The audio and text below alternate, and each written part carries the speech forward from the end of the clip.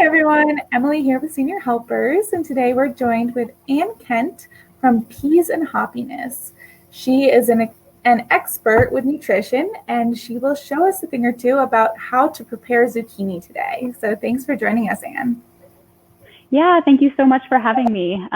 As Emily said, I'm a registered dietitian nutritionist and a certified diabetes educator. And my private practice, I specialize in making real healthy food accessible to people. So I want to spotlight zucchini today because it is in season, and the best way to enjoy produce is to find it fresh whenever possible. So I have a little bit of show and tell, and then I'm going to show you actually how to cut up a zucchini, and then a couple of simple ways to prepare it. So the first thing, I have 4 different summer squash here on my cutting board, and they look a little bit different, but they're very, very similar. So the first one is a summer squash, a yellow squash. You cook it pretty similar to all the other things, but it looks a little bit different. So that is an example of a summer squash. The second is a zucchini. That's what we're going to prepare today. So he's green and delicious. Third is a yellow zucchini. So this is really similar to the actual green zucchini you can see. The only difference is that this one's yellow and this one is green compared to the yellow squash, which actually has a little bit of different shape. So I just wanted to point that out. And the fourth one, I have only ever seen at the farmer's market where I get my veggies from Miller Farms.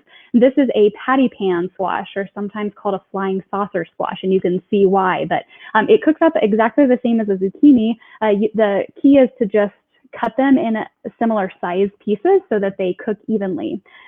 So zucchini and other vegetables are really, really awesome because they're a great way to get in a ton of nutrition without getting in a lot of calories. And so you can really easily get full when you're eating a lot of vegetables, but you're not going to overeat your calories. So they're a super important part of a healthy diet. The goal actually in a day is for, if you're looking at all of your food in a day, about half of what you eat should be a fruit or veggie, which can be a little bit overwhelming, especially if you're not a huge fan of vegetables. So as we age, we tend to lose some taste buds, and food just isn't as flavorful. So the cooking technique of how you're preparing some of these is really important to get the most flavor out of your vegetables.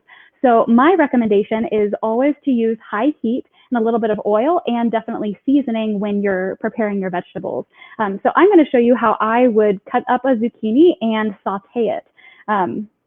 That's one of the ways that you can use that oil, use high heat, and get a lot of nutrition. The other thing I wanted to show you about my little zucchini is he's had a little bit of a rough life, but it's okay. I think a lot of times we worry that maybe our produce has gone bad, but it's normal to have a few defects in your veggies, and they're still just fine to eat.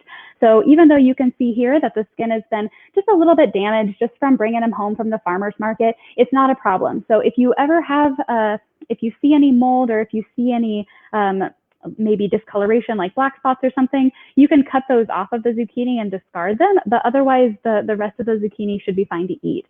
You'll want to store zucchini in the refrigerator in your produce drawer. Don't wrap them in plastic because that will actually cause it to mold faster. So you want to keep them as dry as possible, but keep them in the produce drawer where they'll have the right humidity in there, that they're going to stay fresh. If you get them from the farmer's market when they are actually really fresh, then they'll last in your fridge 2 to 3 weeks even. If you're getting them from the grocery store, a little bit less, usually because they've already been shipped and stored. So the first thing you'll want to do with the zucchini, I never ever peel it because most of the nutrition comes from the peel. You know that intuitively because it's the most colorful part of the vegetable. So since the skin is green, we know that it has lots of veggies, so we're going to leave that on. It's pretty young and tender, and so the skin should not be too fibrous to eat. It'll be just delicious. So we're going to first trim the ends using my trusty chef knife, which is the knife that I love in the kitchen. And the next part, you get to decide if you'd like to either slice your zucchini, that you hold that chef's knife and just slice into about even-sized pieces. This part is really important because the closer you can get these pieces to the same thickness, the more evenly they'll cook. So we could either slice it or you could cube it. So if I cube the zucchini, I'm actually going to cut it in half usually just to make it a little bit more manageable. And then I stand it up on edge so that it's not rolling around. the more rolling, the more likely you are to hurt yourself. So I always use a flat edge whenever possible. I stand the zucchini up on edge, and then I cut down the middle. And now again, I'm going to lay my zucchini on the flat edge so it's not rolling around. You can see how this could get a little wild if we cut it that way. And then I'm going to either cut in thirds or just in half, depending on how big of pieces I want. So remember that the bigger the pieces, or the smaller the pieces actually is a better way to think of it, the smaller the pieces, the more surface area you get to cover with a little bit of that oil and with seasoning. So smaller pieces are going to taste more delicious. So I go ahead and cut those. Again, we're cutting them in really evenly sized pieces. So I'm going to hold these up so you can see that they're approximately the same size. Again, that's what's going to give you even cooking, and it's going to taste super good. So once you've cubed your zucchini or you've sliced it, my favorite way in the summer to prepare vegetables is to do them in a skillet on the stove. It doesn't take very long. I brought out my trusty cast iron skillet to show you. The first step you'll want to do is heat your skillet. Do this before you put oil in it. If you put oil in it and then start heating your skillet, it's going to become a little sticky. I always recommend using extra virgin olive oil because it has a really healthy blend of fats.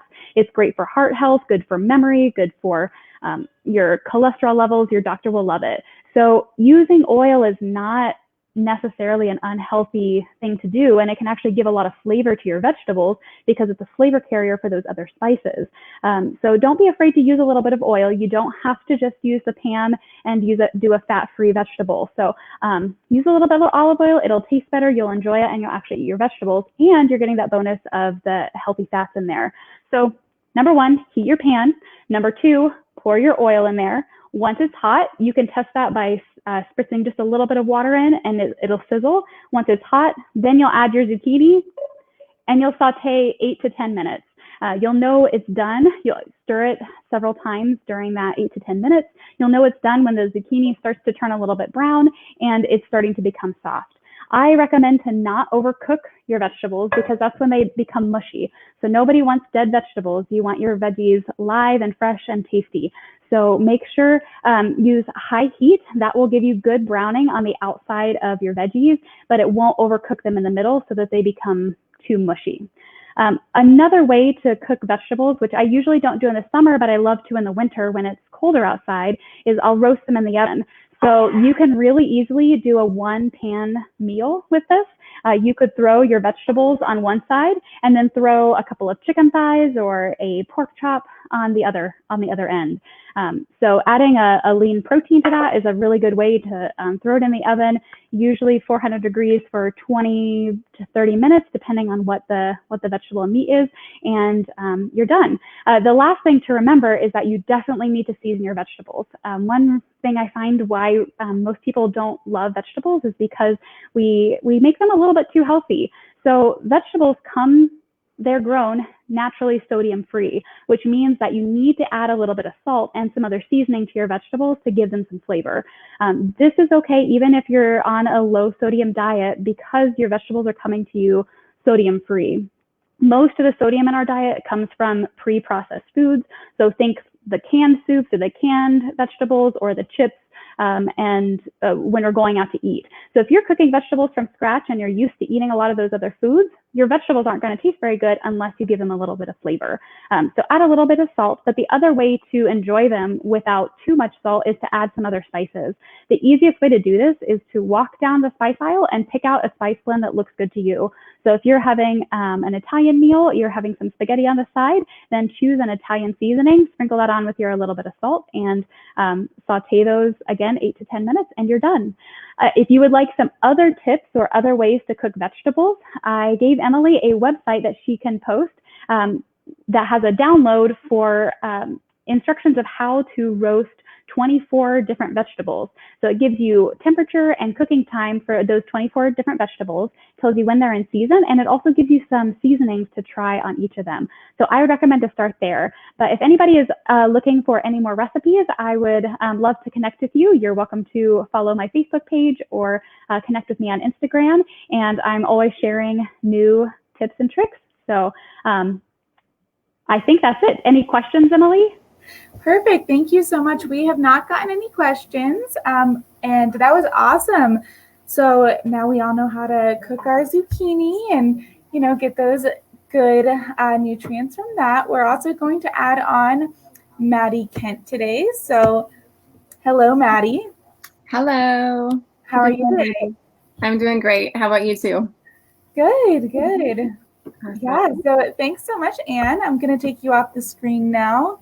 And we're going to add on Maddie. And Maddie's going to talk to us today about stress and how that affects our gut health. And did I get that correctly today? Exactly. All right, perfect. Thanks so much for joining us, Maddie. Take it away. Of course. Hi, everyone. Thanks for having me again.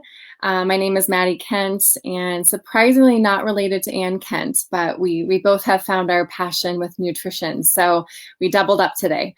And my business is Sante Health and Wellness, and over the last couple months, I've been sharing a lot of gut health tips and tricks to help kind of fill your whole body with health, starting with the GI tract. So today, just like Emily said, I'm going to be talking a little bit about stress and the impact it has on the entire GI tract and your overall well-being. So when you think about the feeling of stress, right, we get this like zing of adrenaline. We've all felt that. That zing of adrenaline is partly part of a hormone called cortisol that gets released when we get stressed out. And this can happen, if we're running from something, or if we're stressed about a deadline, or even if we're just thinking about something in the future that's stressful. And what's so interesting is that our body doesn't really know the difference between whether this is something that's happening right now and is putting our body in this immediate danger, or if it's something that is imagined and not a real stress. But our body just reacts the same regardless. And so how this relates to gut health is that when we get that zing of cortisol, what happens is a lot of our energy goes to our limbs, so our arms and our legs, so that we can run really fast and we can fight really hard if we need to. And so unfortunately, when it comes to the health of our gut, what happens in that scenario is a lot of the blood and resources go away from our GI tract. This makes it a really bad time to eat food, a really hard time to digest, because the body is thinking, shoot, we need to go running, we need to get out of here, or we need to fight. This is not a good time to sit and digest a meal. So I want you to think about when you're eating a meal, what you often are doing. Are you working at your desk? Are you watching the news? Are you multitasking in any way, such as driving and eating at the same time? A lot of Americans do this. I mean, I see it all the time on the road or even walking through business buildings. A lot of people are working and eating their lunch at the same time.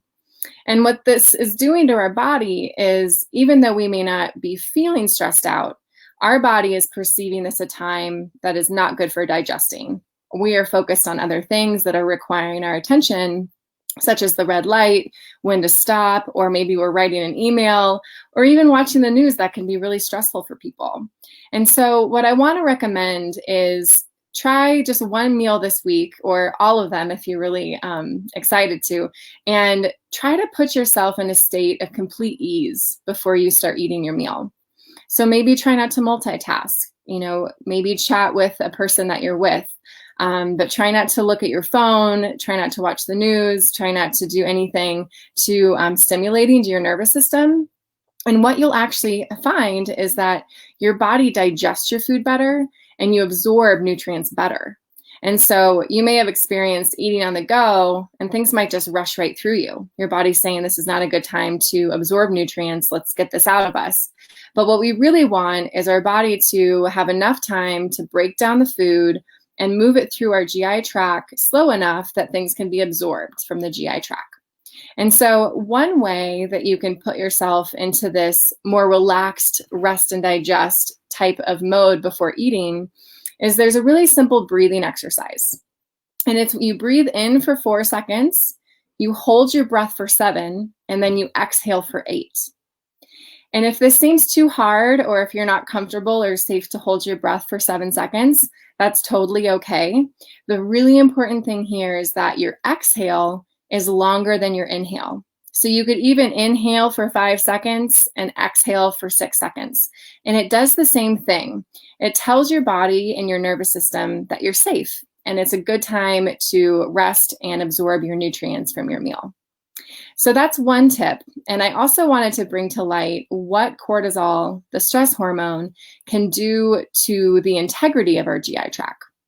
If you've watched the past couple months of me discussing this, our GI tract has this protective mucosal layer that helps protect us from what we're eating, anything dangerous perhaps like bacteria, from being absorbed into our bloodstream.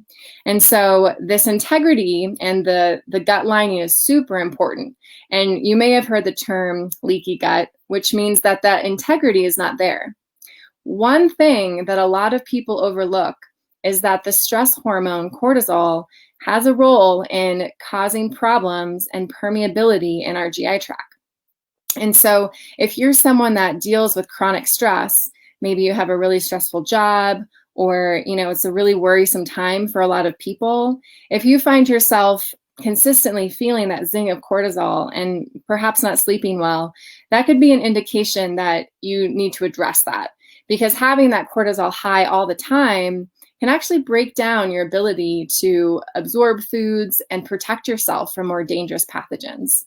So we did discuss the connection last month about how much our immune system is connected to our gut health. And so if we really want to protect that system and improve our immune system as much as possible, getting stress down and to a manageable level is extremely important. And there's so many different kinds of stress, right? We have, of course, our emotional stress if we're dealing with something perhaps with a loved one. We have psycho-spiritual stress if we're dealing with something on more of a spiritual level. We have nutritional stress, which would be caused by not eating a nutrient-dense diet and having the stressors of eating something more toxic. And then we have some environmental chemical stresses. So if we're in the environment and we're breathing in toxins, that can be toxic to the body as well. And so you have to realize there's multiple layers of what can cause stress in our body. And so the more we can focus on eating nutrient-dense food in a quiet and easy way so that your body is ready to digest, the better.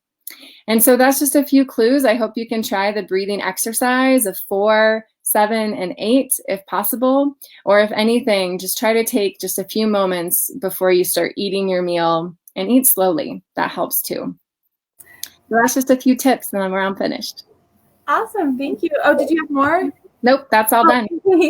Thank you so much. Yeah, I definitely need to stop eating at my desk if it's causing me added stress. I had no idea. But thank you both for joining us today. Thanks, Anne, and thanks, Maddie. You gave us some really helpful tips, and definitely to prepare our food slower by preparing our veggies and then eating slower and relaxing while we eat too. So thanks so much. And thanks to everyone who joined. Bye-bye. Thanks. Bye. Bye.